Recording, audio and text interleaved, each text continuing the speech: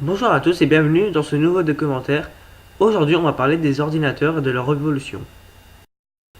Les ordinateurs ne sont pas des nouveaux joujoux technologiques comme tout le monde le croit, car il a été créé il y a quand même longtemps.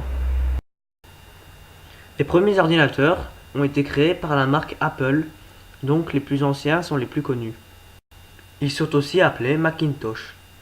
Aujourd'hui, le nom s'est raccourci.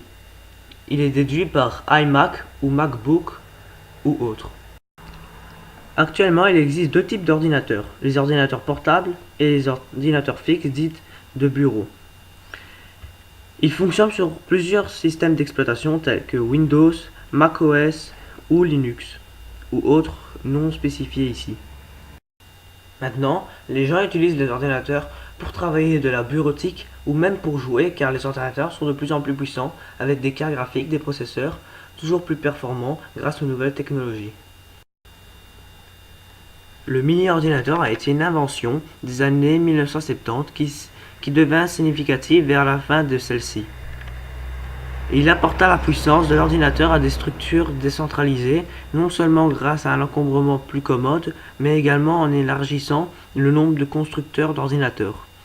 En 1972, le réseau Cyclade français est développé à Lyria avec le soutien de la délégation de l'informatique, dans le cadre du plan Calcul. Parallèlement, la CII présente sa Distributed System Architecture.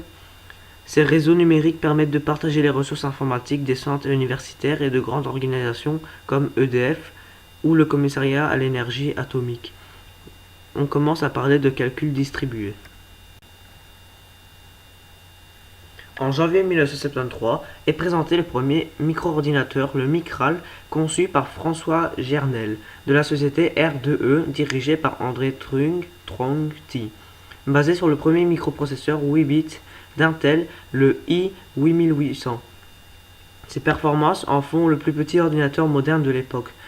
500 kHz, mémoire de RAM de 8 KO en version de base, correspond à son prix. 8500 francs, soit le prix d'un bon portable aujourd'hui. La machine a été développée pour un laboratoire d'agronomie qui ne pouvait s'offrir un mini-ordinateur DEC PDP-8. Elle est rapidement mise en production industrielle, annoncée dans la presse professionnelle française et américaine, présentée au CICOB et vendue pour équiper des installations chimiques ou des péages d'autoroute. De nouvelles versions seront développées ensuite, au total une vingtaine de machines multi-utilisateurs, parfois multiprocesseurs, sous le système d'exploitation temps réel Prolog et CP/M. Le succès nécessitant de nouveaux capitaux, R2E passe sous le contrôle de Boulle. À partir de 1978, en 1982, la conversion de Boulle à la compatibilité IBM provoque le départ de l'ancienne équipe R2E, qui fonde de nouvelles entreprises de micro-informatique.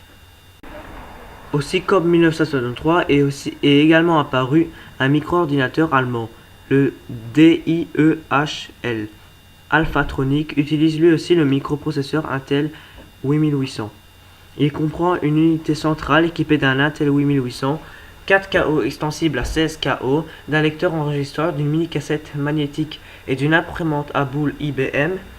Il ne comportait pas d'écran. La programmation en mini basique était visualisée sur une petite imprimante, bande papier en rouleau.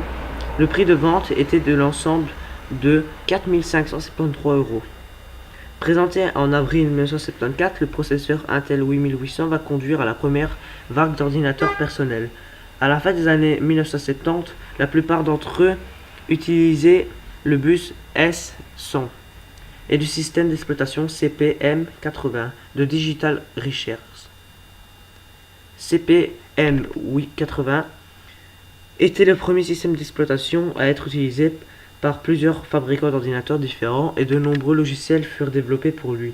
Le système MS-DOS de Microsoft, acheté par Microsoft à Tim Patterson de la société Seattle Computer Products, qu'il avait appelé QDOS pour Quick and Dirty Operating System, s'est inspiré fortement en inversant l'ordre de certains opérandes pour ne pas encourir de procès, ce qui provoqua quelques catastrophes chez lui.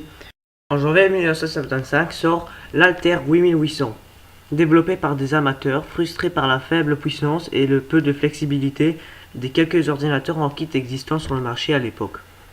Ce fut certainement le premier ordinateur personnel en kit produit en masse. Il était le premier ordinateur à utiliser un processeur Intel 8800. L'Alter inaugura le bus S100. Ce fut un énorme succès et 10 000 unités furent vendues. C'est l'Alter qui inspira le développement de logiciels à Bill Gates et Paul Allen, qui développèrent un interpréteur basique pour cette machine. En 1975 sortit aussi l'IBM 5100, machine totalement intégrée avec son clavier et son écran qui se contente d'une prise de courant pour fonctionner. Toujours en 1975, le fabricant de terminaux programmables TRW se rend compte que son terminal DataPoint 2200, un disquette de 8 pouces, est un ordinateur si on l'équipe d'un langage évolué basique et d'un système d'exploitation CP/M et commence à le commercialiser comme tel en inventant le premier réseau local pour les micros, ARCnet. Ce système commercialisé en France par Martra ne sera cependant jamais proposé au grand public. De nombreux amateurs tentent à cette époque de créer leur propre système. Ces passionnés se rencontrent lors de réunions au Homebrew Computer Club où ils montrent leurs réalisations, comparent leurs systèmes et échangent des plans et des logiciels. Certains de ces amateurs s'intéressent à construire quelque chose de prêt à l'emploi que Monsieur Tout-le-Monde puisse s'offrir. En 1976, Steve Wozniak, qui fréquentait régulièrement le Homebrew Computer Club, conçoit l'Apple I, doté d'un processeur MOS Technology 6502 à 1 MHz. Il vend avec Steve Jobs environ 200 machines à 666 $ l'unité. Il est doté d'un microprocesseur et d'un clavier. En 1977 sort l'Apple II. Malgré son prix élevé environ 1000 $, il prend rapidement l'avantage sur les deux autres machines lancées la même année, le TRS-80 et le Commodore PET. Pour devenir le symbole du phénomène de l'ordinateur personnel d'une grande qualité, l'Apple II a de gros avantages techniques sur ses concurrents. Il dispose d'une architecture ouverte, d'un lecteur de disquettes et utilise des graphismes en couleur. Grâce à l'Apple II, Apple domine. Entre 1977 et 1983, plus de 2 millions d'Apple II sont vendus. En 1978, devant le succès de l'Apple II, IBM décide de renouer avec le marché de l'ordinateur personnel. Le marché avait trouvé le 5100 trop lent, le 5110 trop lourd physiquement et le système 23 Datamaster créé pour faire pendant au TRW 2200 n'avait pas bénéficié d'un support marketing suffisant à l'époque. Frank Carey confie une équipe, un budget et donne une carte blanche à Don Estridge. En août 1981 sort l'IBM Personal Computer qui utilise un processeur Intel 8880 tournant à 4,77 MHz et peut faire tourner trois systèmes d'exploitation différents, PC-DOS, CP/M86 et PC/IX. L'UCSD P-System sera également utilisable mais non supporté par IBM. Microsoft s'est réservé contre réduction de la facture à IBM le droit de commercialiser sa propre version du PC-DOS pour d'autres ordinateurs de marque non IBM et qui sera nommé le MS-DOS. Cela se révélera une erreur monumentale pour IBM.